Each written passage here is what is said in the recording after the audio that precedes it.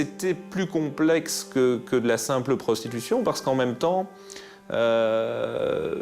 Jacqueline Dert bénéficiait aussi de la gentillesse de Daniel BH.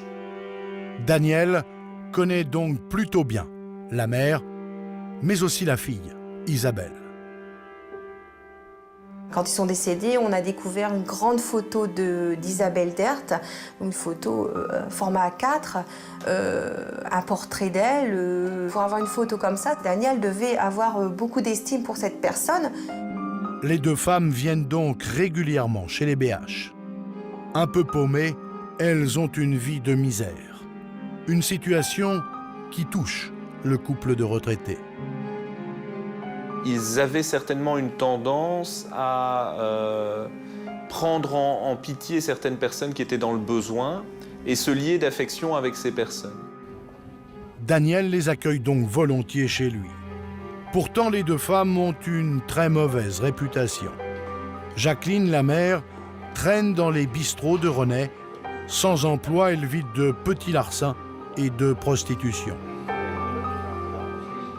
C'est quelqu'un qui a vécu une vie de détresse, avec des épisodes d'alcoolisme, des épisodes où on fréquente de jour en jour les cafés et où finalement la préoccupation est de se lever le matin, de se poser la question de savoir comment on va faire pour manger, qu'est-ce que je vais faire peut-être pour me divertir, et en pensant que le soir on va se recoucher. Jacqueline élève seule sa fille Isabelle. Une femme aux allures de garçon, une jeune femme traumatisée par sa mère. Son enfance n'a rien été d'autre qu'une enfance de souffrance. Vous avez quelqu'un qui est trimballé par sa mère dans les cafés, qui est amené, nous dit le dossier, à être prostitué auprès de personnes qui sont beaucoup plus âgées. C'est quelqu'un qui, au plan psychique, est évidemment traumatisé par ces éléments-là. Ça, c'est ce qui caractérise sa personnalité, au point qu'elle en vient à nous dire « Penser à un homme me dégoûte ».